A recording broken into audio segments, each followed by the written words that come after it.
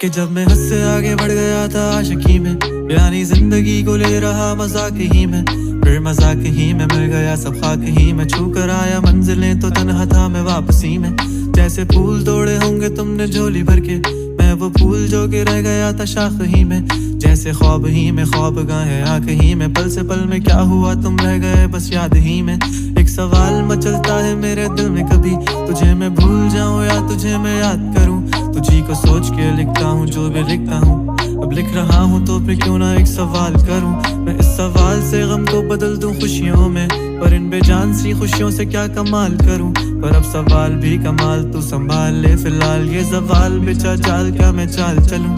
चाल चल तू अपनी, मैं तुझे पहचान लूंगा, मैं अपनी महफिलों में सिर्फ तेरा ही नाम लूंगा। तुझे पसंद है धीमा लहजा और बस खामोशियां, मैं तेरे खातिर अपनी खुद की सांसें थाम लूंगा। क्या तेरे सारे आंसू मेरे हो सकते